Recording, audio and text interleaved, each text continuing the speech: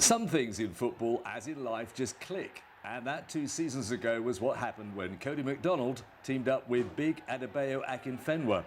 For a variety of reasons, their partnership lasted just one memorable season.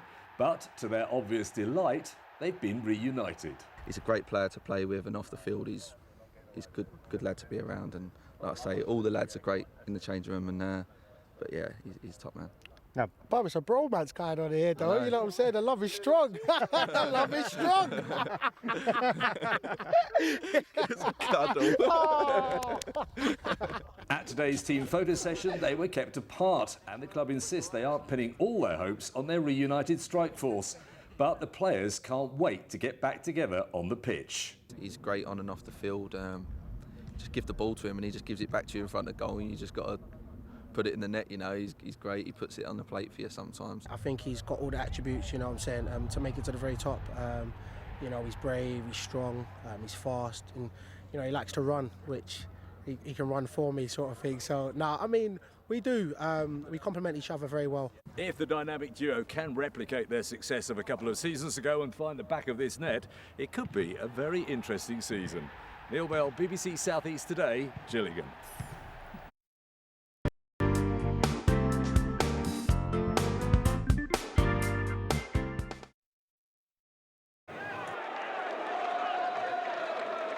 The last time Colchester went to Gillingham on the opening day 8 years ago, the U's went on to win promotion. Danny Kedwell's goals, the foundation for the Gills League 2 title. His effort brought a sensational save from goalkeeper Sam Walker. With the full-time whistle close, Dre Wright's enterprise in combination with fellow substitute Andy Bond saw a well-taken winner for Joe Dunn's side, the game's only goal, and a solid start for the visitors.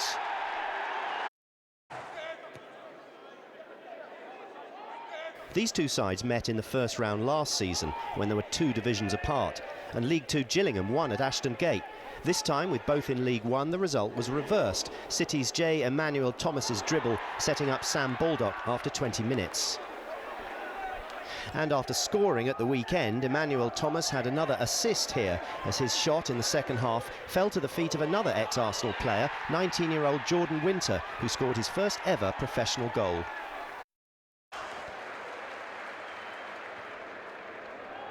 This was a day when everything went right for Wolves. Kenny Jackett fielded a young side.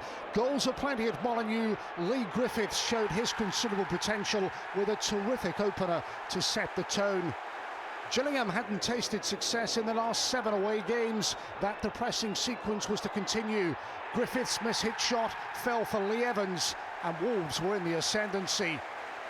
The Gills were swept aside. Bakary Sakho with a third, and all had come before half-time. Their final meaningful contribution came from Griffiths, who scored the 4th from a penalty. Evans won the spot kick. Leon Legg was booked for that ill-timed challenge. And Griffiths, who's just signed a new 2-year deal, rounded off an impressive afternoon's work. It could be a long, hard season for Gillingham, but Wolves are on the up. Winning your first game of the season, whether you're at Barnet or Bury or Wolves, is a big thing, because the game is about winning. But it's a nice performance and a good result. We hope now we can build on that. How difficult is it to compete with a team when you see the likes of Kevin Doyle, £6.5 million, and a £2.5 million player in Sigurd Arsen as well? Who's Sigurd Arsen? Sigurd Arsen played for Wolves today. Oh, is he £2.5 million? Is he? Blimey. As you can, is he 2.5 mil? No, I don't bother with all that. Can you imagine? Can you imagine me as a manager preparing our Gillingham players, all free transfers? me and all, I'm included, I was on the old scrap heap and all, so we've all been put together. Can you imagine if I started getting the valuation of all those players that we're playing against? Oh my God. Nurofen, here we come. League Two champions Gillingham have found the going really tough so far at this higher level. But 5 minutes before the break, Adi Akinfenwa neatly put away his first goal since returning to the club from Northampton. But it was Brentford who played the better football in the second half. Adam Forshaw striking the outside of the Gills upright. Before a tremendous run down the left from on loan Everton youngster Conor McAleeney very nearly opened things up for last season's top scorer Clayton Donaldson. Brentford though simply refused to accept defeat, and 5 minutes into added time it was substitute Farid El Alagui who latched onto Harley Dean's knockdown to bury a deserved equaliser for the Bees.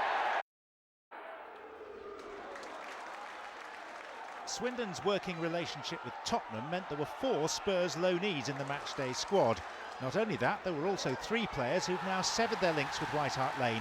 One of them, Nathan Burns, swept the Wiltshire side into the lead. Chris Whelpdale's prodigious throw-in located the head of Danny Kedwell to provide winless Gillingham with an equaliser. They'd been in danger of making their worst start in 39 years. Midway through a well-contested second half, a moment to remember for Nathan Thompson. Ryan Harley's gem of a cross, given the finish it deserved, Thompson's first career goal. And Swindon on course for a win in Mark Cooper's first game since being confirmed in the manager's post. However, with just 5 minutes remaining, Leon Legg's beefy clearance became a point-providing assist. Substitute Cody MacDonald outwitted the Swindon goalkeeper Wes Foderingham, and the spoils were shared.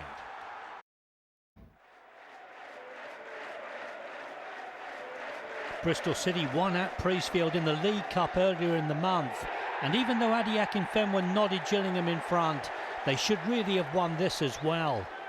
Because after Marvin Elliott levelled up just before the interval, they squandered 2 decent chances. Sam Baldock failing to beat Gills keeper Stuart Nelson after Scott Wagstaff's cutback from the right. And Nelson was the hero again, as he somehow managed to deflect Baldock's free kick to safety after it came through the Gillingham defensive wall. Leyton Orient have made their best ever start to a season and hold the only Football League's 100% record. Wolves move up to second with their 4th win in a row, while Peterborough's great scoring run ended with that defeat to Crawley. Coventry are still on minus points, but a win away from struggling Notts County, with the Magpies, Carlisle, Gillingham and Bristol City all without a win so far this campaign.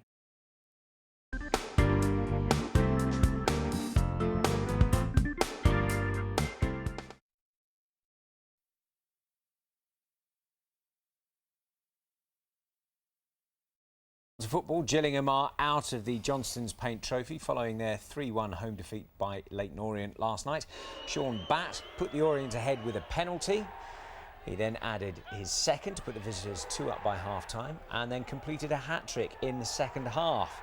19-year-old Bradley Dack did pull one back for the Gills with his first goal of the season.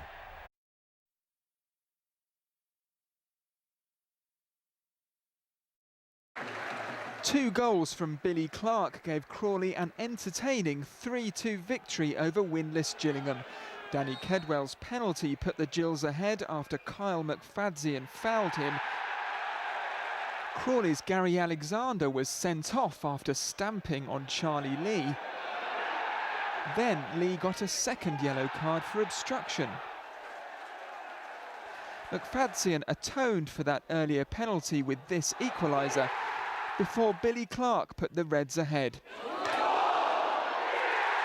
Leon Legg then made it 2 apiece, but Billy Clark came through again to take Crawley into the top 6. Charlie Rose, BBC South East Today.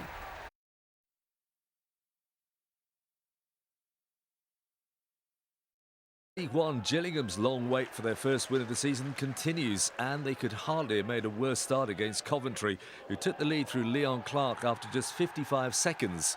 The Gills recovered, however, and were back on level terms 10 minutes later when Cody MacDonald scored against his former club. Coventry grabbed a late winner through Frank Musa, prompting Gills chairman Paul Scally to write an open letter to fans, urging them to keep faith with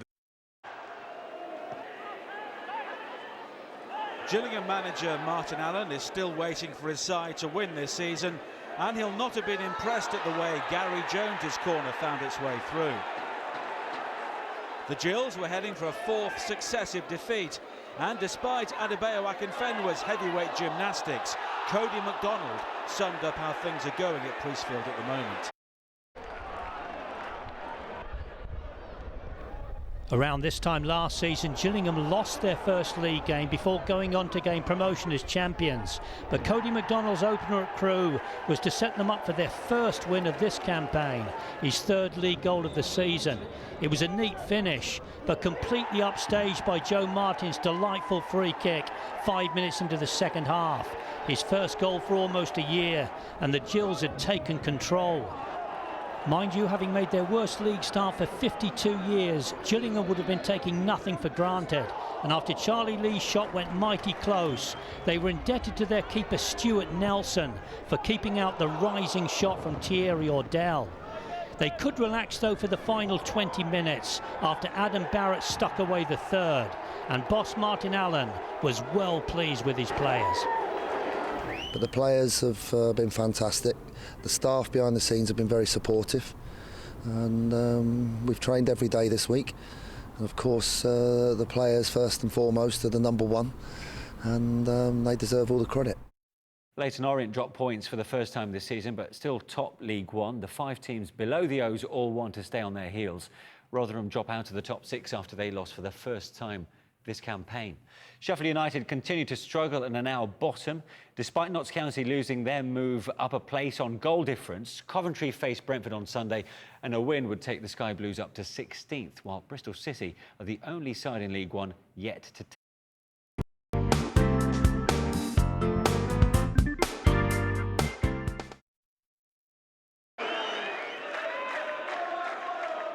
Since promotion, Gillingham have struggled at home and were yet to register a victory at Priestfield. They were helped on their way by some impetuous defending from Tom Flanagan. The 21-year-old's lunge on Cody MacDonald gave Danny Kedwell an opportunity from 12 yards. Kedwell had stoked the flames beforehand, pointing out that as a former AFC Wimbledon man, he'd love to make his mark against the Dons. And 2 minutes later, he was offered another chance.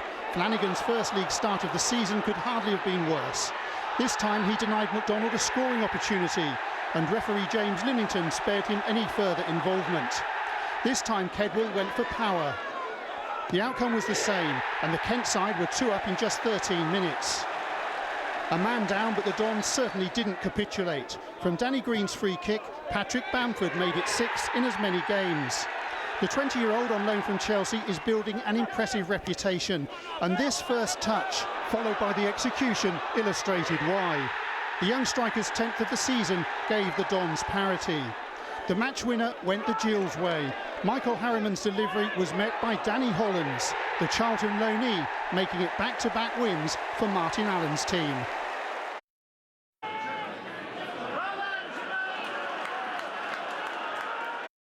But Martin is gone now, losing 2-0 at Shrewsbury. There's just no sentiment in football anymore, are there? You know, winning the League Two title, newly promoted into a higher division, and again, things didn't quite go for Gillingham on the day, as they hadn't gone for Bury as well. The away kit isn't great, is it? No, not the best, but you can't hold Martin Allen responsible for that, I'm sure. You can't really, can you? And Shrewsbury needed the win as well.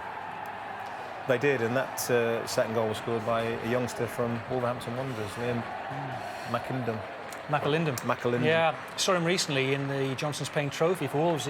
Decent. The search is on for the next manager of Gillingham Football Club following the shock announcement that Martin Allen's contract has been terminated after just 16 months in the job. The decision was announced last night in a statement on the club's website. The Gills had a poor start to their new season, failing to win any of their first 10 games. Our sports reporter Neil Bell is inside the club's ground this lunchtime. Neil. And Brian, I think I've lost track of the number of times I've stood here to reveal the arrival or departure of a Gillingham manager. But even so, I think this is probably one of the least anticipated announcements during Chairman Paul Scally's 18 years in charge. Mad Dog Martin Allen's 16-month tenure was brief, but it was always eventful. Just a few months ago, Martin Allen was bullishly talking about the future and looking forward to another successful season. Supporters appeared prepared to give him a chance after guiding the Gills to promotion as League Two champions last season for the first time in 49 years. People were wary at first because of his reputation, but he went on a charm offensive very early and won them over. Now, some of his pronouncements could occasionally make you cringe, but I think he came across in such an open fashion in an era where people are so closed and on message, that it was a refreshing change, and I think most Gillingham fans most of the time really appreciated that. Do you think the supporters will be disappointed at A lot of them I've heard have been very disappointed in that. So, but if we want to progress, hopefully we'll get better, and that's just see what happens. But results haven't gone well, and the club's recent mini revival wasn't enough to convince Chairman Paul Scally to keep faith with his manager. It's one of the most difficult decisions I've had to make in football, and especially as Martin's a good friend and a great character, and it was a very, very difficult day yesterday for me because it wasn't a decision I wanted to make. But the statistics do speak for themselves, and I think the problem is that we've been watching very closely how the results have gone, how the team has been performing, and the sort of spirit around about the camp. And I don't think it was a particularly happy dressing room for a number of reasons, and I didn't see much improvement really. Several relatively popular former Gillingham managers are currently available, including two-time boss Andy Hessenthaler and bookies' favourite and former Brighton boss Peter Taylor. But it could be a while yet before the new man is unveiled. Football statistics don't tell you everything, but Martin Allen will go down as one of Gillingham's most successful post-war managers. Even so, they have only won 6 of their last 26 games. Now, whoever does take over finds the club in 17th position, but they will at least have a fair amount of time to turn things around. Gillingham's new interim manager Peter Taylor has been speaking to the media for the first time since rejoining the club yesterday and announced he wants the job full-time. Taylor takes over from Martin Allen, who was sacked less than 48 hours ago after a run of poor results. The former England under-21 manager, who also took the Gills into the old First Division more than a decade ago, said he was happy to lead the team on a temporary basis but hopes he'll do well enough to be given a permanent contract. I'm very, very pleased to be back. I've actually got very good at gardening, and I'm much better out on the training field, I think, anyway. And it's nice to be back, and it's nice to be back at the training ground that's improved incredibly to what it was when I was here 13 years ago. And yes, you know, if I didn't want the job permanently, I wouldn't have come here as an interim manager. We've got 9 points from 11 matches, and so we need to do a little bit better than that. And you know, that's the target. And Martin Allen, meanwhile, who was sacked as manager on Sunday, has released a statement of his own in which he says he was deeply disappointed to have been relieved of his duties at the club, having enjoyed some fantastic results during the last 16 months. Allen went on to express his regret at being dismissed following 2 great wins from the last 3 matches. He also wished the players the very best and thanked the Gillingham fans, describing them as fantastic. Gillingham, under caretaker Peter Taylor, were caught out by Preston at the Priestfield, as was the local camera operative who nearly missed Keith Keane's opening goal, just his second for North End, who'd lost their previous 3 games without scoring. Our man with the lens was, however, on the case to capture for posterity a moment 17-year-old Josh Brownhill will never forget. Making his first start, he benefited from Stuart Bevan's industry to mark its full debut with a goal, just how he dreamt it. Chris Weltdale's delivery invited Danny Kedwell to introduce just an element of doubt, but Preston held firm to stop the rot. I just asked them to be a little bit unpredictable when we've got the ball, in the respect of, you know, don't play the same way all the time. And so I pass the ball, pass it short, pass it long or whatever, and I think at times they done that. They passed with a little bit of patience.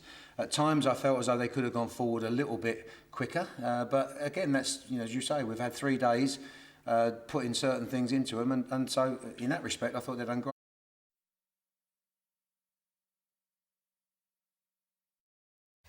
Chris Whelpdale opened the scoring with a low drive. And then turned provider as Danny Kedwell ran on to flick on to score his 6th goal of the season. Callum McGregor scored a solo effort for the visitors with 10 minutes to go, but the Gills held on. They were getting chances and they score a goal, and then it's a very nervous last few minutes, or 10-15 minutes. So fair play to the players. They worked extremely hard. I think we did make, we can defend a little bit better than that to not give other teams too many chances.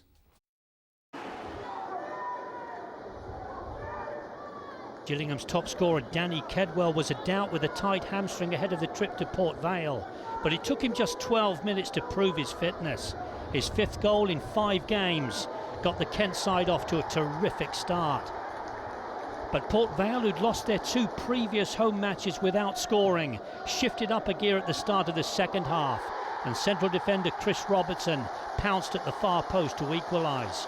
And it was top scorer Tom Pope, left on the bench for the 2nd consecutive game, who came on to grab the winner. A fabulous header from the man who put away over 30 league goals last season. But Vale hadn't yet put the Gills away, and after Antonio German fired a half chance across the face of the home 6-yard box, there was one final chance for Gillingham. Bradley Dack having a close range shot blocked before Leon Legg was denied at point blank range by keeper Chris Neal. 4 league defeats now in the last 5 away games for Gillingham. Leyton Orient remain top of League One as Wolves move into 2nd place at the expense of Peterborough, who slipped to only their 2nd defeat of the season. Brentford's win puts them into the playoff places for the first time since August. Bristol City move off the bottom thanks to their first league win of the campaign and first 3 points since March.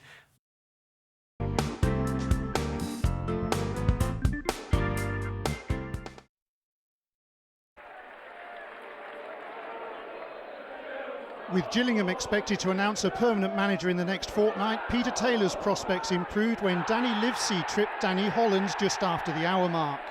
A 3rd Danny, Kedwell, put away the spot kick. That's 6 in as many games for the former Wimbledon frontman. After Carlisle shipped 4 second-half goals last week, Graham Kavanagh reshuffled his team and recalled striker Lee Miller. But when the Scot tangled with Adam Barrett, referee Charles Breakspear produced a straight red card. It was Miller's 2nd dismissal of the season and will again leave him sidelined. The sides did finish all square in terms of personnel, as the hosts were also reduced to 10 when Leon Legg's late challenge on David Amu earned a 2nd yellow card. But the vital statistic must strengthen the interim boss's position. Taylor now has 2 wins from 4 games at the helm.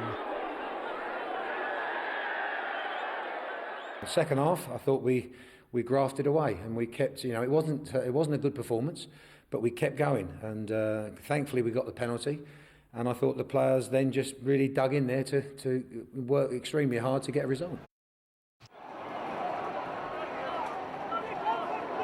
The Cup creates plenty of drama and the odd tale of what might have been. One of those came at the Priestfield, where Joe Martin's own goal threatened to give Brackley Town a famous win over Gillingham. The Conference North side held on to that lead until 7 minutes into stoppage time, when Bradley Dack came up with the equaliser.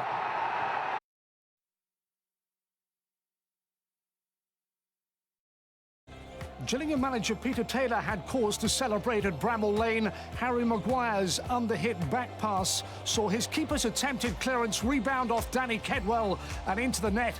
His 7th goal in his last 7 league appearances. United were unfortunate not to equalise. When from a corner, Neil Collins headed goalwards, only for Elliot Hewitt to produce the all-important goal line clearance.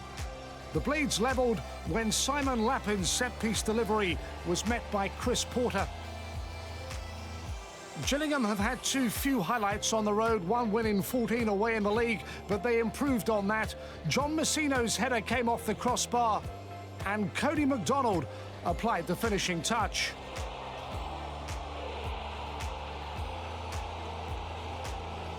Nigel Clough's Sheffield United slipped to a 2nd defeat in 4. Porter was closest to an equaliser, but could only head wide. United's late pressure proved in vain. The Gills triumphant at Bramall Lane.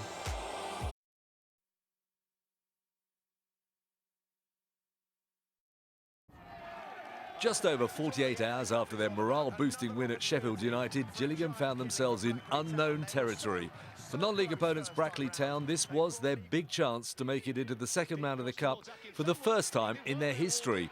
And for standing keeper Alistair Werby, it was a golden opportunity to become a Cup hero.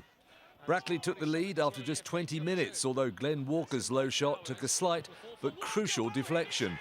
Shortly before half-time, the Gills thought they'd levelled things up, only to find that Bradley Dack had been incorrectly judged to have been offside. Brilliant in the air at the back post, and it wasn't offside. As the game continued, it became increasingly clear things weren't going Gillingham's way. Their 200-plus supporters began to fret, and the pressure grew on the players. Try as they might, the equaliser just didn't come, partly due to the spring-heeled Werby, and to be honest, the Gills failed to make the most of some great opportunities. And for the third time in 8 years, Gillingham found themselves on the wrong end of an FA Cup upset. In the cold light of day, the result looked no better, particularly after the euphoria of Saturday's win in Sheffield. To go from that high for 600-plus Gillingham fans dancing in the aisles at, in Sheffield, to staring at feet in a puddle in deepest, darkest Northamptonshire, that just sums up being a Gillingham fan, really. I know they're doing quite well as a non-league club, up and coming, but they are still 3 divisions below. And so, yeah, it's very embarrassing for most Gillingham fans today. It was an unforgettable night for Brackley. For Gillingham, a missed opportunity and a performance they will try to forget. So, how about this for making a swift impact? Mike Petrasso only completed his loan move from Queen's Park Rangers on Friday. But when Johnson Clark-Harris mistimed his shot, the 18-year-old was perfectly placed to mark his Latics debut with a goal. It had been a week of contrasting FA Cup fortunes for these clubs. While Oldham won at Wolves, the Gills needed to put their defeat at Brackley behind them. Cody MacDonald had an opportunity, but Mark Oxley wouldn't be beaten. The Latics were heading for their first away win in the league since the opening day. They played out the final few minutes and man down after John Serik Kusunga reacted to the attentions of Joe Martin and Danny Kedwell.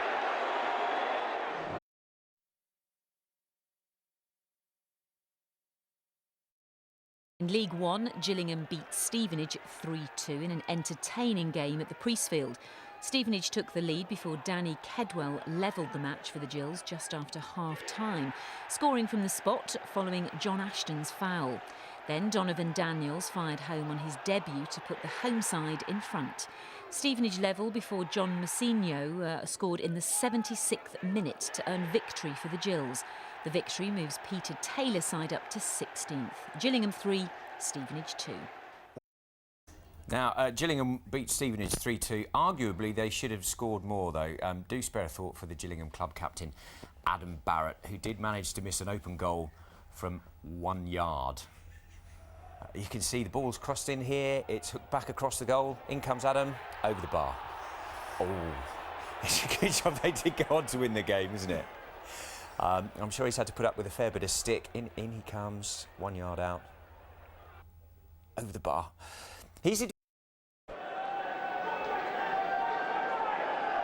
Gillingham did the double over the Millers last season. No danger of that this time as the on-loan Nua Dicko led a Rotherham side in devastating form. This is second in successive starts. Next, the Gills defence helped Kieran Agard to plunder his 11th of the season in League and Cup. Hard to believe the Millers were winless in 5 at home. Ben Pringle's cross had made the second goal. The third was all his own work. His first league goal at home since April. All this inside the first 35 minutes. There was a hint of a fight back when Cody MacDonald converted Bayo Akinfenwa's flick on. His 5th goal of the season, all have come away from Priestfield.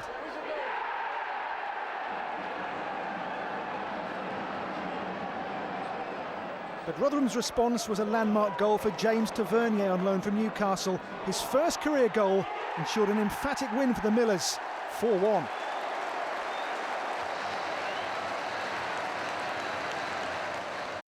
Leyton Orient returned to the top despite being held at home by Sheffield United, whilst Wolves' 11-match unbeaten run came to an end at London Road. In fact, it was a very good day for the chasing pack, as the 6 teams below them all won. At the other end, Crewe ended a 6-match winless run, which saw them leapfrog managerless Bristol City, who dropped down to 23rd. Stevenage joined them in the relegation zone after suffering their 4th defeat in 5.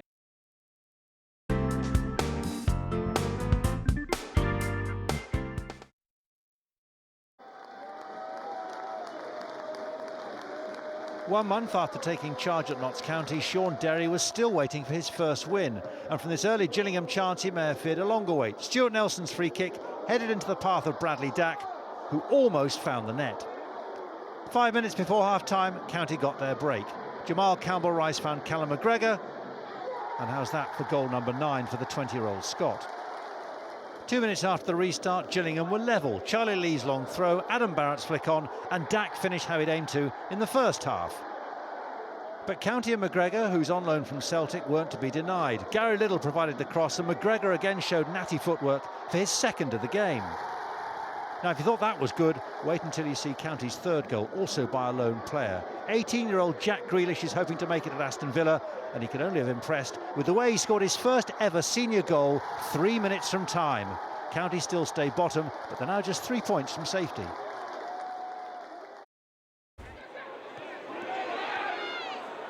When Peterborough sold Dwight Gale to Crystal Palace in the summer, they reinvested the money in another goalscorer. And in Britt Assombalonga, they've acquired not just a striking name, but also a striking talent. When Stuart Nelson could only parry Michael Bostwick's drive, the former Watford man devoured his 15th of the season. Gillingham's equaliser early in the second half emanated from the left foot of Joe Martin. Peter Taylor's record in the league, 4 wins and 5 defeats since arriving as manager in October, represents an improvement on what went before. And his team took the lead with 20 minutes to go. Miles Weston's cross guided in by the head of Cody MacDonald. That established the potential for a Gills win, and MacDonald had the opportunity to seal it with a surging run that took him 3/4 of the length of the Priestfield pitch, only for Bobby Olejnik to keep Posh in the game. And so it's to their keeper as much as their striker that Peterborough owe a vote of thanks for their point, secured in the 7th minute of added time by Assombalonga's back heel. He's now scored as many goals as he did in the whole of last season whilst on loan at Southend. Tranmere's pre-Christmas offer of football for a £5 attracted a crowd of well over 6,000. Gillingham marked the occasion by wearing shocking pink, and it was Peter Taylor's team that took the lead in first-half stoppage time through Adi Akinfenwa. Tranmere manager Ronnie Moore made a point of criticising his 2 centre-halves, suggesting they'd made the mistake of believing they were footballers. Gillingham's Cody MacDonald has better credentials in that department, and having nearly made them pay for their misapprehension once, he then tempted Jim McNulty into a challenge that was on the careless side of injudicious. Referee Rob Lewis took little time to dispense justice, leaving Rovers a man down as well as a goal down, with more than half an hour still to play. Gillingham were without injured leading scorer Danny Kedwell, but his absence was more than offset by the return to goal-scoring form of Akinfenwa. 9 games without a goal prior to arriving on the Wirral, but his 2nd of the night effectively sealed the contest. There was still time for Ryan Lowe to remind those watching of his perennial poise in front of goal. A 14th of the season for the 35-year-old striker, but a 3rd defeat in 4 games for his team.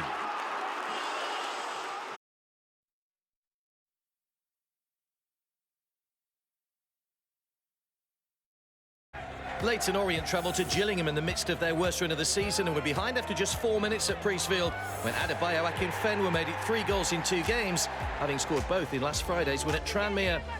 The O's had a chance to get back into the match when Kevin Lisby was brought down in the area by Leon Legg.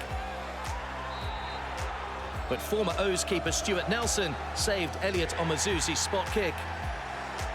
Russell Slade's side had dropped 15 points from their previous 9 league games, but did equalise with 20 minutes left when Marvin Bartley, who until last Saturday hadn't scored in over 12 months, made it 2 in 2 games. With the match seemingly heading for a draw, the O's grabbed a dramatic stoppage-time winner to move back to the top of the table on goal difference. Substitute Joan Lassemant with his 2nd goal of the season.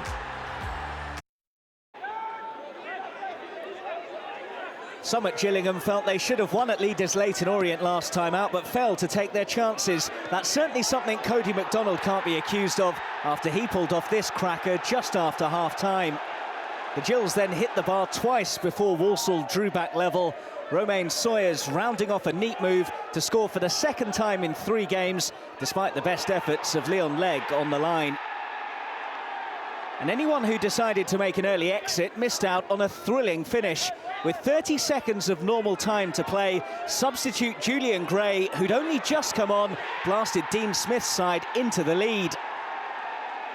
But in the second added minute, McDonald kept his head after losing his footing to put the Gills back on terms. And there was still time for further drama as Richard O'Donnell denied Gillingham an incredible win and McDonald the match ball. We've conceded 2 goals, which in the end were poor goals, and they're little things that we've got to learn, and that's why we're in the position that we're in. But the players never stop, and they kept on believing, and they deserve a load of credit for that. How big achievement is it, Leroy, to see Leyton Orient there in second? Look, it's a great achievement, but you know what? I've known Russell a long, long time, and he won't be happy with that. I know loads of people singing their plaudits, saying how well they've done after 23 games. Can you stay up there? Well, he's up there for a reason, because they played some fantastic football. They scored goals. They've been positive. And I'm sure that's going to continue throughout the 2014. So now that we've played the final games of the calendar year, some big teams down there, Leroy. I mean, you look at Sheffield United, you look at the likes of Bristol City there as well.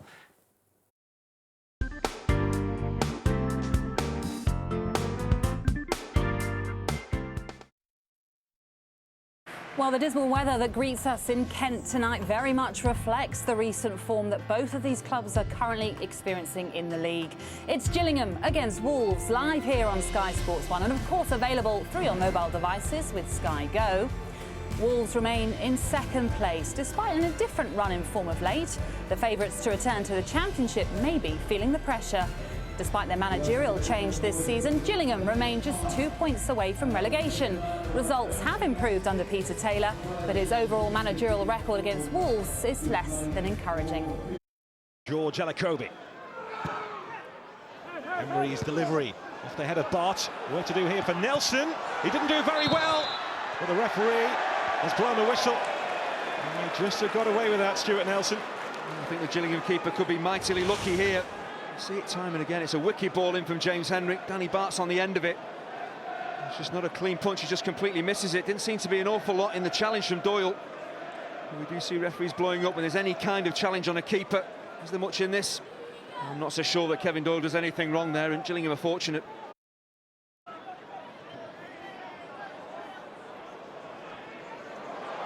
This is Jacobs. He's done well, Jacobs. Good stop from Nelson. And he deserved that bit of luck.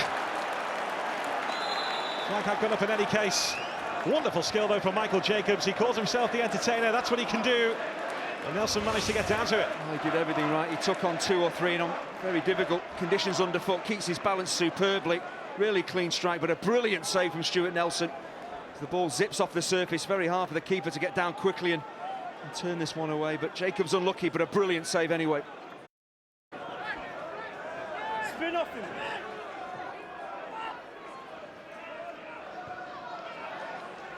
Winning that header. Not rising with McDonald. And Tarryman. Kedwell again, looking for Dack, who's a clever little player, has a good left foot as well. Dack, now it's Cody McDonald! And McCary with a big save for Wolves. Lovely football from Gillingham. Bradley Dack involved. That's what he can do. He's a clever player, he's a thinker. Cody McDonald denied. Martin just behind Dack. Martin tries to get to it again. It's a fantastic spell from Gillingham. We just haven't really seen it. Concerted efforts at going forward from the home side, but this is brilliant from the substitute. Bradley Dack just dances inside Goulburn and then gets his head up, importantly, releases the pass. It's really good positioning from Aaron McCary. Could easily have gone to one side of the goal or the other and given Cody McDonald more to shoot at with the. And of course, took Leicester City to the top of the Premier League. And first time around here, just the 1 year here, but quite a year. He took Gillingham into the second tier of English football for the first time in their history. And this is Danny Kedwell! And that's how close Gillingham were to striking at the heart of Wolves here. Oh, he is so unfortunate, does pretty much everything right. Great strength for the centre forward and A brilliant strike. McCary beating all ends up, and so unfortunate to see it come back off the post. There's Jacobs. All stung into action at the other end, but a terrific effort from Kedwa. Well, this is all that Gillingham are playing for, really. Try and hold firm, and then just one opportunity down the other end. But with the outside of the boot, that is quite brilliant. Just a couple of inches more inside that post, and it's in the far corner. Great strength, great technique.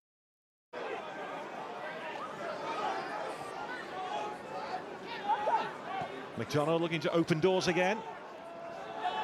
Jacobs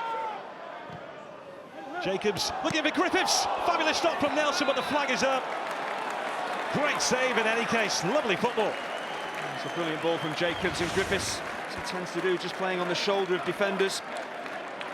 I'll tell you what, he's unlucky to be flagged offside. Stuart Nelson didn't know that the flag had gone up, and terrific save. Really, Griffiths should be going back across goal. The flag had gone up anyway, but still a really smart stop from the Gillingham keeper. Forest, remember, had a couple of bids turned away by Wolves in the summer. Well, there could be a chance late on here for Gillingham. What an opportunity this is. You've got to just fizz this in right underneath the crossbar. You have to test Aaron McCary here, surely. The Rainham end expects here.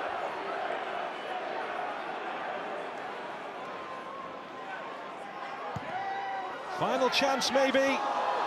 It's pinging around. McDonald! Gillingham have knocked Wolves clean off their feet. And they are dancing in Wolverhampton Wanderers' faces. The big scalp, the big result is on here. Oh, Peter Taylor, cool as you like, but if there's one player in a Gillingham shirt that they want the ball to break to, it's Cody McDonald. He's had very little to feed off in the game, but when he breaks his way, look how alive he is. And he keeps it on target, and importantly, he keeps it down. He doesn't panic, he doesn't lean back, gets over the ball and absolutely buries it. And this is all Gillingham are waiting for. One good opportunity to fall to their key striker, and they've won the game. Cody McDonald, once again a Gillingham player. He has once again found the back of the net. The man who was let go by Coventry City has pounced. Wolves have very little time to respond here. McDonald. Danny Barty's forward. He wins the flick. Barrett will try and clear, and does just that. It's a famous night for Gillingham. The mighty Wolves have been beaten at the Priestfield. They missed the chance to go top of Sky Bet League One, and Gillingham are upwardly mobile. Cody McDonald has written his name up in lights. He's the headline maker, but Peter Taylor's team, they have snatched it right at the death. Well, this is what can happen. You can be on top, you can dominate possession, but if you don't take your chances when they come along, you can really be punished. And Cody McDonald, it's an excellent finish, I feel. It looks fairly simple, he makes it look simple, but under severe pressure, he absolutely buries it. Give Gillingham huge credit. They stuck at it, defended in numbers. They were just waiting for one chance to win the game, and they took it. Well, Gillingham have been hit by late goals from set pieces this season, and then they produce a late goal of their own to win a game like this on a night like this for Gillingham. What will that do for them? Well, it's a massive boost. I think picking up a point in a game, considering the way the game had gone as well, a point was a huge one for Gillingham. But to win the game is absolutely extraordinary. Cody McDonald will make the headlines, but you have to look at that Gillingham back four. Harriman, Legg, Barrett and Martin, they worked tirelessly to keep Wolves out. A real team effort. The Priestfield is partying. Let's hear from the man who set the party going, Cody McDonald. He's with David Craig. Cody, congratulations. Was your goal the reward for an all-round good team performance tonight? Yeah, the lads were brilliant tonight. You know, I think a lot of people had Wolves to go out and win that game, but you know, it shows what spirit the lads have showed tonight, and we've gone out and got a great result. The manager said before the game he felt things were improving here. Is that a sign of that improvement now this evening? Definitely. You know, in the past it's been us conceding the late goals, but tonight we showed great character, and makes a change for us to get the late goal and good 3 points. Conditions were advertised as difficult this evening. I dare say you would say they were perfect now, wouldn't you? Yeah, I suppose. You know, it was hard. You know, the wind's really strong out there, and the pitch is a bit boggy, but you know, yeah, you can say the conditions are in our favour at the end. I'm sure that a lot of their players ain't played in conditions like this, and yeah, great 3 points by the lads. What does this result do for confidence with regard to your aim in staying in this division, having beaten a side that's pushing for promotion to the Championship? Yeah, great confidence, you know. We've got a big game next week against Colchester now. But no, it's just massive 3 points. If we wouldn't have won today, we'd have only come out of the Christmas period with just 1 point, which wouldn't have looked great. But 4 points out of 3 games, not too bad, so we're happy with that. Cody, well done. Go and enjoy the celebration. Cheers. So the Gillingham fans are smiling after that late winner for Cody MacDonald here at the Priestfield Stadium. 1-0, Gillingham have beaten Wolves. It's a result that leaves Wolves in second position, 3 points off the leaders, Brentford. Wolves have played a game more as well. So that denies them top spot, that victory. As for Gillingham, well, they move up the table. They move up to 14th and they're now 5 points clear of the relegation zone. Peter, congratulations. Was that the very best way to celebrate your birthday today? Well, we've conceded so many late goals. I think we need to score that late to get a win, you know. But I think, as people would have seen, you know, we know we're not the best team in the division, but we also know we have to graft for everything. And I think that's what the players done tonight. You talked before the game about recent signs of improvement in your form. Did we see further evidence of that this evening? I think so. I think there's times where you see that we had no confidence on the ball, but there's also at the right times we then did have confidence on the ball, and I think then we played a little bit more football. So I think we are progressing, but it was never going to, happen straight away. In recent weeks, you've had a lot of problems defending, particularly from set pieces. Did you see an improvement there as well tonight? Well, we knew how good Wolves are, the delivery and the movement of the big players. We knew we had to do well. It's the first clean sheet that we've had since I've been at the club, so I'm really, really pleased with that. And I think they made some good decisions, and Wolves are a good team. What does this do for confidence, beating a side that are pushing for automatic promotion? Well, nobody would expect us to beat a club like Wolves, so that's good for the players. I'm sure they'll have the nice weekend off on the strength of being here quite a bit, and I'm sure they'll look forward to Monday morning. And does it give you confidence for your agenda of staying in this division this year? Well, it's certainly done us no harm tonight, because we probably wouldn't expect to get 3 points against Wolves, so we're pleased with that. And we started the evening talking about your friendship with Kenny Jackett. Do you think he'll be sharing a drink with you? I certainly hope so, and I'd be surprised if not.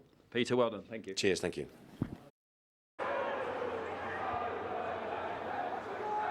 Colchester United manager Joe Dunn had worried the state of the pitch would hamper their chances, but they were anything but bog standard. It took until the second half for the host to plunder a scoreline their overall dominance deserved, as Brian Wilson found Sanchez Watt, who opened his account for what's being an injury-hit season.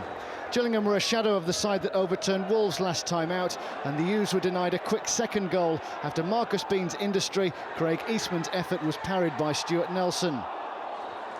Colchester have an unfortunate knack of surrendering leads this season, but any fears the fans may have had of a late twist in the tail were ended when Clinton Morrison smashed home only his second goal with 3 minutes of time to go.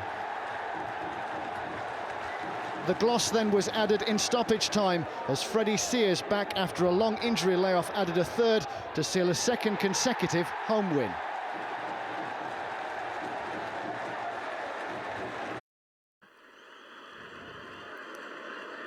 Kent's only Football League team owed their victory to 2 men of Sussex and an Essex boy with a wand of a left foot.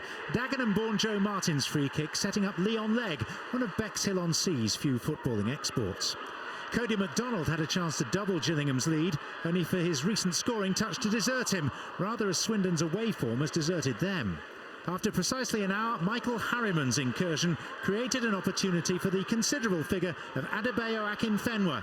His inaccuracy might have been a cause for concern, but 7 minutes from the end, Chichester-born Harriman benefited from Martin's cross to score his first senior goal and even up Peter Taylor's record since returning. 7 league wins now, as well as 7 defeats.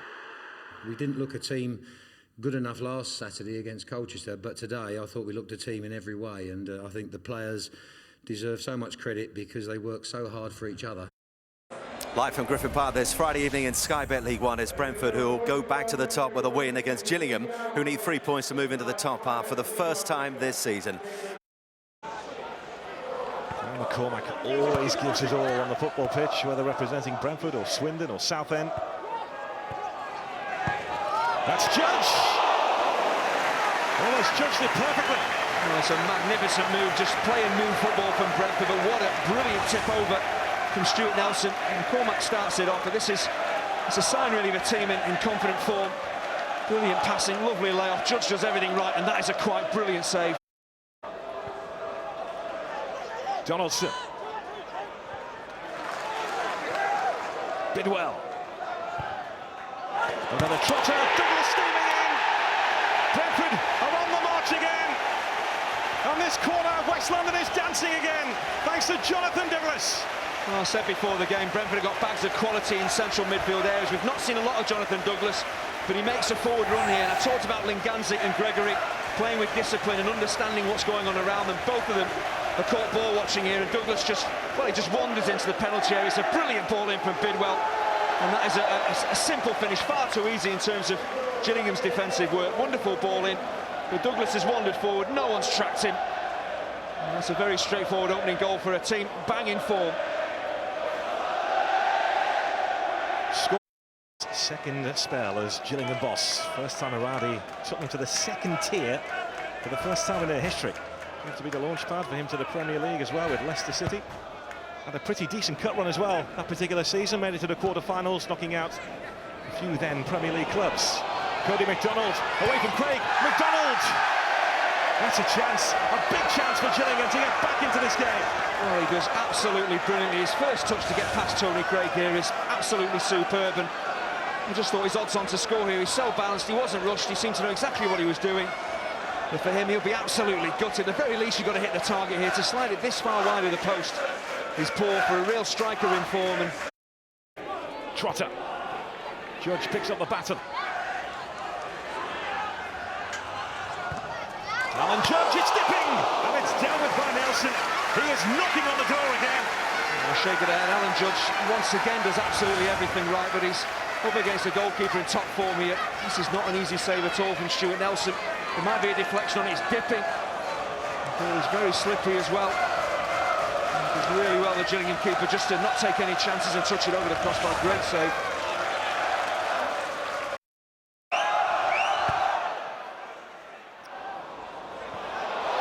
Donaldson is trying to latch on to this. Clayton Donaldson! Big stop again by Stuart Nelson. But for him, Brentford will be out of sight. There's the pace and power of Clayton Donaldson, but brilliant positioning from Stuart Nelson. How many decent saves has he made tonight? And well, the important thing is he stays big, he stays on his feet here. And just at the last second, he sticks out that left leg. Another brilliant save from the Gillingham keeper. Just one long ball over the top, and the pace and power of Donaldson is too much. A brilliant save. Saville. Being pursued by Hewitt. George Saville looks a really elegant player in possession. You can see he's been training with Premier League players, the way he just manoeuvres the ball, he's got good balance. I'm not sure whether it was a corner, did it come off Saville, did it come off the defender? Maybe just rolled over the foot of George Saville, the referee. His assistant couldn't see that. There he goes on, is that a foul there by Barrett? Penalty! A penalty for Brentford in front of the Ealing Road end. Well, this could be the killer blow for Gillingham. The last thing you want to do is give away cheap goals, give away cheap penalties. You see Adam Barrett, he's not even looking at the ball. And it's as clear a penalty as you're ever going to see. What he's thinking of, absolutely no idea. You've got to get goal side. You've got to at the very least look at the ball. He's making no attempt to play the ball, clearly a foul. Trotter, it was at that end against Doncaster that he had his horror moment. Trotter, redemption. Not quite as important, but that will mean the world to him. A very cool, calm penalty, and he will exercise some of his demons, of course. Teenage striker on the pitch. First loan spell away from the Emirates Stadium. They say quite often your first loan can make or break you. Highly regarded as Chuba Akpom. And here at the other end is a big save from Button. No, he couldn't keep it out. And Gillingham do have a goal back thanks to Cody McDonald. They will not go away. I thought the Trotter penalty would have killed off Gillingham's hopes, but they're made of sterner stuff. And again, Cody McDonald plays on the shoulder of defenders, and this is all he's waiting for. He bends his run here quite brilliantly to stay on side. In the first half, he possibly panicked slightly, put the ball past the post. This timing, just keeps his composure. Very difficult for centre forwards when you've missed a chance very similar to this.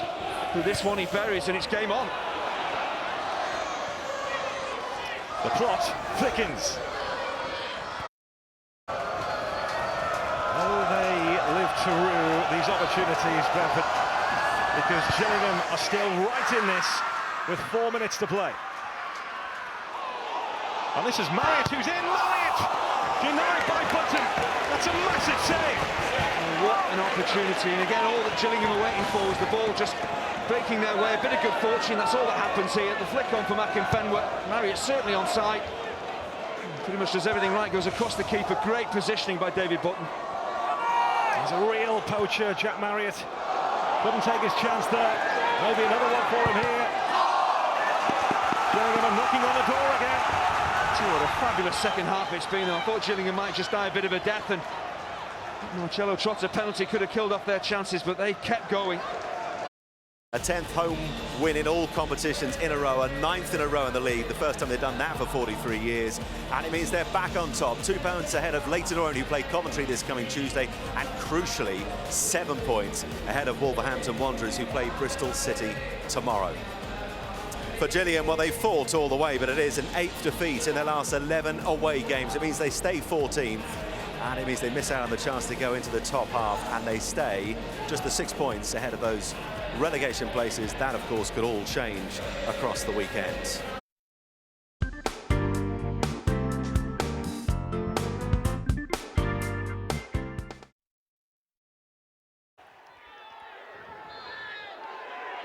Gillingham's powerful striker Adi Akinfenwa had put away 3 goals in his previous 3 starts, and he connected with a Bradley Dack corner just before the break to set the Gills on the way to a 3rd consecutive home win. And just past the hour marker, he arrived in the Port Vale box again to meet another magnificent delivery from Dack.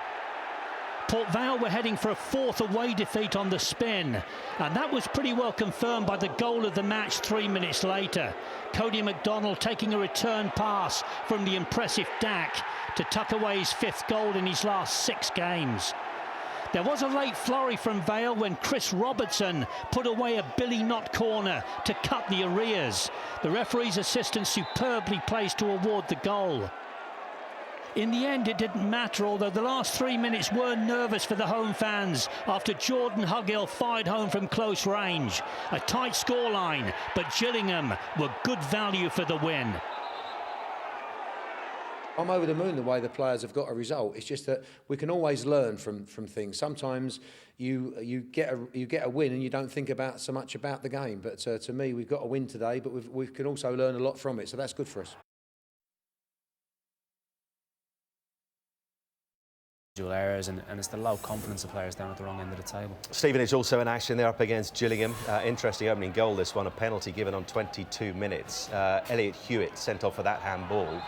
Peter Taylor said afterwards he'd been better off letting it go in, because then it's only 1-0, but you've still got 11 on the field, so you got sent off. But it's easier said than done. Very easier said than done, and you know, it's a split section reaction. He hasn't even had time to think about it, but stuck the penalty away very well there. Still in the bottom 3, but they've now beaten Swindon and Gillingham. The gap's down to 2 points, 2 or 3 games in hand on a lot of the teams above them. This must do wonders for belief, doesn't it? And knowing you've got those games in hand. Yeah, absolutely. You know, the games in hand are one thing, but it's getting the points from those games. But certainly a result like that against a decent team in Gillingham, well organised, you know, it's a type of performance and result that can propel you and get that confidence going again. So that was Cody McDonald scoring to make it 2-1, but then Darius Charles on 59 minutes made it 3-1, and a very important win indeed for Stephen. For Gillingham, the journey to Brunton Park is long and usually fruitless. Their last win at Carlisle came over 20 years ago. Striker Joe Pigott wasn't even born then, but the Charlton loanee gave the Gills a half-time lead here with his first ever Football League goal. That came just before half-time, but did anything but break Carlisle's resistance. The Cumbrians gave it a real go. Lee Miller, one of 2 men to strike the woodwork. But a mistake late in the game sealed their fate. Courtney Meppen-Walter's first touch was an open invitation to Cody McDonald, who notched his 7th goal in 8 league matches. His Gills career seems to have really taken off. There was briefly hope for Carlisle. In injury time, from Matty Robson's cross, Leon Legg put the ball into his own net. But there was no way back for United, who slip ever closer to the bottom four.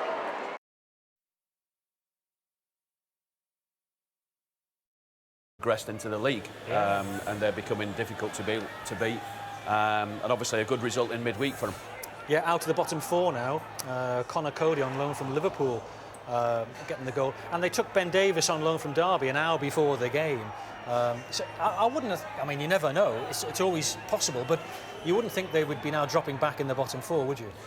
You wouldn't, but you just hope that the FA Cup doesn't become a distraction for them.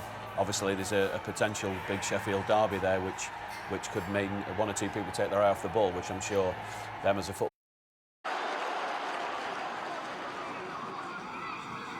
Two teams far from safe, Gillingham's attackers far from clinical. First, Miles Weston had almost too much time to pick his spot. The rebound squandered by Connor Smith. The game's only goal was a rare moment of genuine quality. Gary Harkin's previous Latics goals came in the dramatic 5-4 win over Peterborough. This one, every bit as important. There was nearly a second. John Stead scored goals in the Premier League. Now on loan from Huddersfield, his know-how might tip the balance in Oldham's favour this season.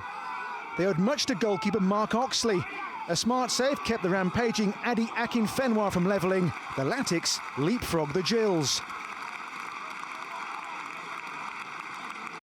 Leyton Orient returned to the top of League One for the first time in over a month. Wolves moved into second after ending Brentford's 19-match unbeaten run in some style.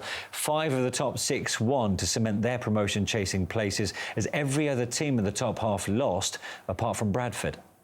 5 of the bottom 7 going to the weekend, all won on Saturday, with the bottom 2 losing. Crewe moved out of the relegation zone following their first away win of the calendar year, while Mike Jackson's Shrewsbury remained 3 points from safety after that first win in 8.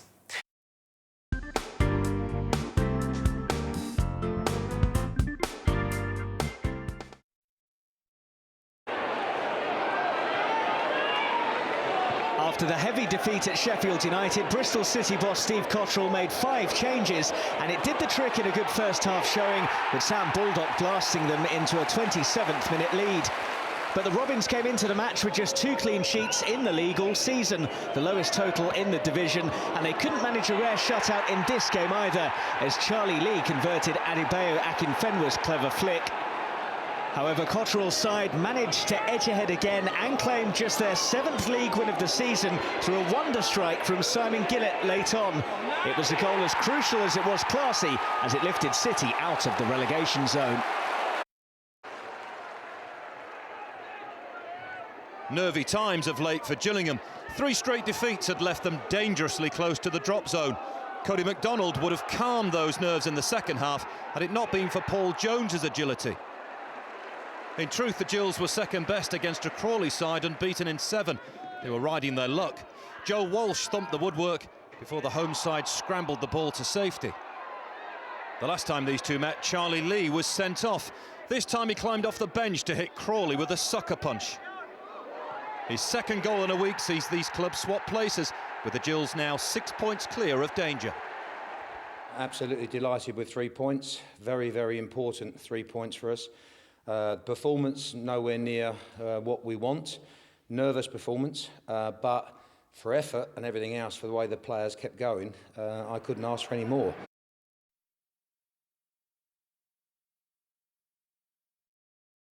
An extraordinary game at Gillingham began with a rugby tackle on Cody MacDonald, and moments later a red card for defender Seaborn. With Danny Kedwell injured, big Adebayo Akinfenwa calmly put the Gills ahead. Shortly after the break, Wilson's penalty put Coventry level. 3 minutes later, Lee's throw was flicked on, and Weston's clever header put the Gills back in front. Another Akinfenwa penalty stretched the Gills' lead to 3-1. But remarkably, a 4th penalty, this one smashed home by Carl Baker, put the game back in the balance.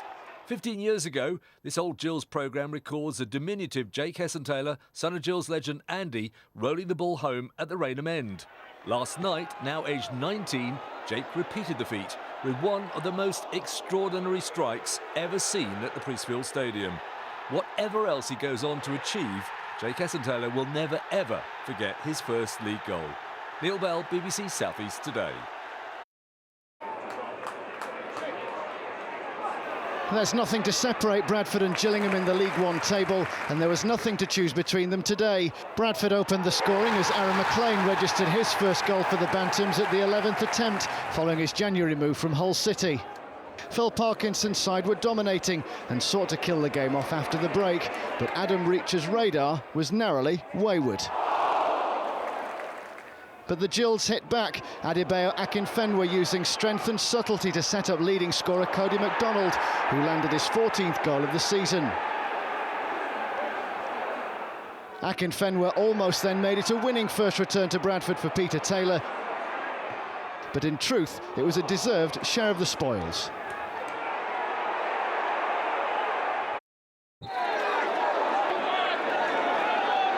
Crewe made the trip south to Gillingham without a win in 5 league games and third bottom of the table. But in Chuks Aneke they have a man in top form, and his 4th goal in 4 games arrived inside 5 minutes. But the Gills levelled up on the half hour. Amin Lagazi at the far post, putting away the first goal of his career.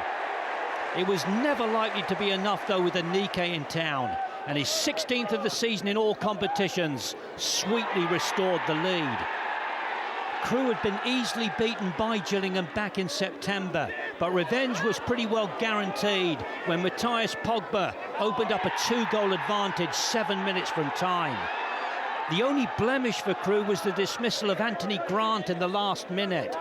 2 quick bookings for dissent and then time wasting, but the points belong to Crewe and they're now out of the drop zone.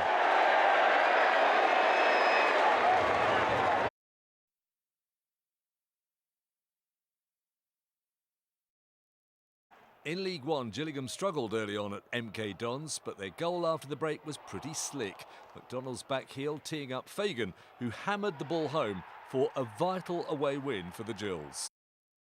Wolves extended their lead at the top of League One to 6 points after their late winner at Stadium MK. Both Rotherham and Preston enhanced their positions with good home wins. Swindon now just 1 point off the playoffs with a 3rd straight victory. Notts County, the only team in the bottom 8 positions going to the weekend to pick up a win. Crewe dropped back into the relegation zone with only 2 points now separating the bottom 6 sides.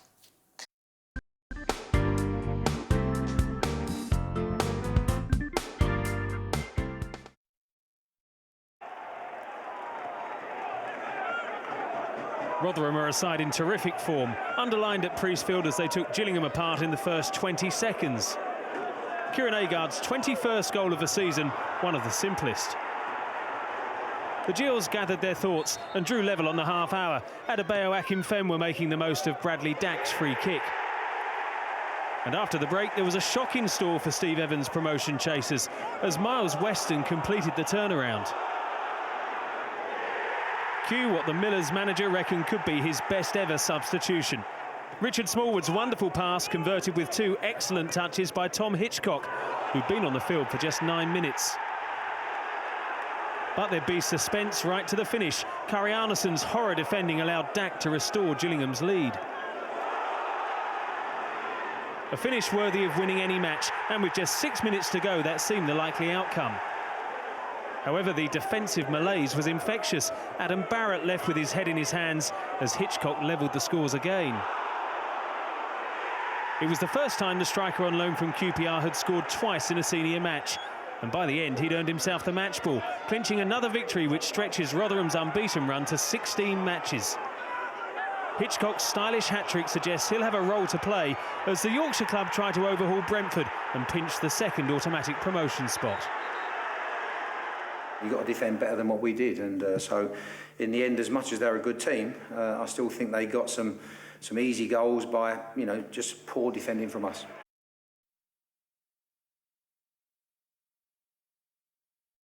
Elsewhere in League One, there was disappointment too for the Gills at Peterborough, giving away a goal in the first half. Brit Assombalonga firing past Stuart Nelson. Then, after the break, skipper Tommy Rowe doubled their lead with a 20-yard drive crashing in off the underside of the bar. It could have been 3-0 if not for a lame Peterborough penalty attempt.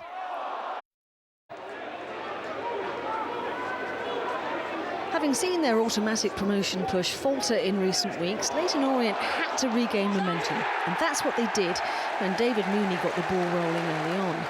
It was hard to believe this was a side with just 1 win in 6, as Dean Cox doubled their advantage with his 14th goal of the season. Much worse was to come for the visitors, who were to concede 2 goals in a catastrophic 36th minute. Kevin Lisby struck first as the visitors' defence went absent without leave.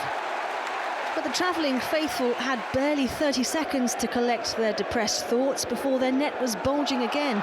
Lisby pouncing on more defensive hesitation to set up Mooney's 2nd of the match and his 20th of the season. Gillingham will feel the second half represented something of a moral victory. They kept it tight at the back until Chris Dagnall danced through to make it 5. There was at least a consolation for Peter Taylor's side as Craig Fagan finished emphatically, but the damage had already been done. Gillingham still have work to do to guarantee safety, but Russell Slade can start planning for the playoffs and possibly beyond. Gillingham's heavy defeat at Leyton Orient last week had their fans worrying about possible relegation. But after Bradley Dack celebrated his new contract with a magnificent volley, they went on to record a hugely important win over Tranmere. Rovers even committed their keeper Owain Fon-Williams in search of an equaliser, but they conceded again in stoppage time. Cody McDonnell using Miles Weston as the decoy before finding the empty net, and Tranmere are now just 2 points above the bottom 4. The Gills are probably safe. We needed a win. We needed a very important win. We needed a much better performance than last Saturday. So, you know, I'm very happy with the day. Walsall's indifferent home form meant they'd fallen short of the playoffs. They could have been in front when James Chambers crossed, but it was just beyond Fabian Brandy. The breakthrough soon followed. Craig Westcar's drive was beaten away by Stuart Nelson, and this time Brandy put away his first goal since the end of January. Westcar was back after serving a 3-match suspension, and he almost marked his return with his 17th of the season. To the visitors' relief, it cannoned away off the post. The points were shared when these sides met in Kent in December. Cody McDonald scored twice that day, and Gillingham's leading scorer ran on to Adi Akinfenwa's pass. He beat Richard O'Donnell to ensure that once again, honours were even.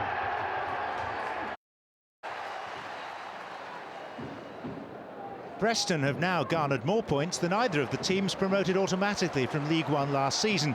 It's their misfortune that Wolves and Brentford have been so strong, but North End's form has been almost as relentless, and Stuart Bevan set up John Welsh for the opener as Gillingham were duly disposed of at Deepdale. Peter Taylor's arrival in October for a second stint in charge has definitely made a positive difference to Kent's only league team. On the stroke of half-time, Leon Legg teed up leading scorer Cody McDonald for an equaliser, his 17th goal of a good season.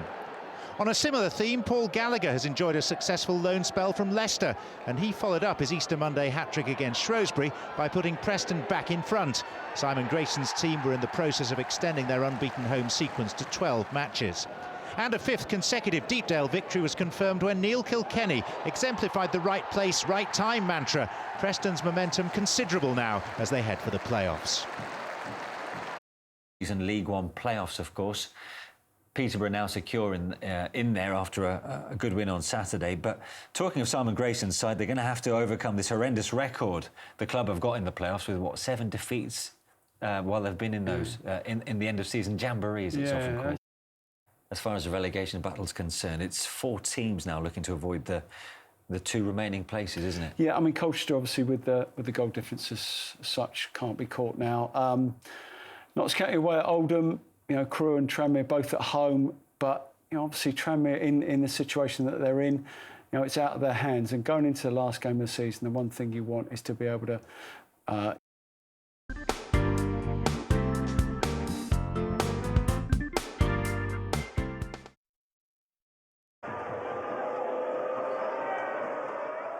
Gillingham's top scorer, Cody MacDonald, had put away the goal against Tranmere a fortnight ago that pretty well secured the Kent side survival, and he was unlucky not to bag his 18th of the season against already relegated Shrewsbury.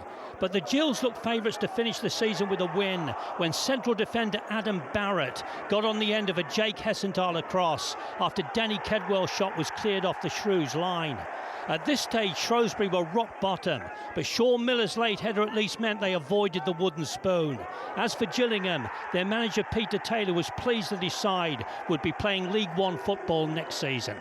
I'm really pleased that I had the opportunity to come here.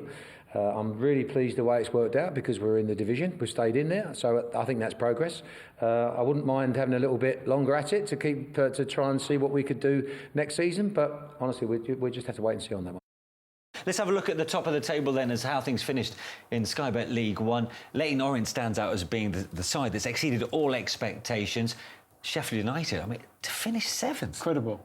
Yeah, I mean, in a way they'll be kicking themselves, but they won't because they wouldn't have changed managers so early if they hadn't had such a poor start. So, next year, hopefully expectation won't be too high because they've finished so well. Yeah, and of course they got a Wembley Cup semi-final appearance under their belts too. So that's how it finished in the bottom half. Very tight at the end of it, but to think that Notts County survived with 50 points, having lost, 27 games? Yeah. Incredible. 26, I think it is. Yeah. It just shows that you really do have to have some incredibly bad runs to get relegated out of any division.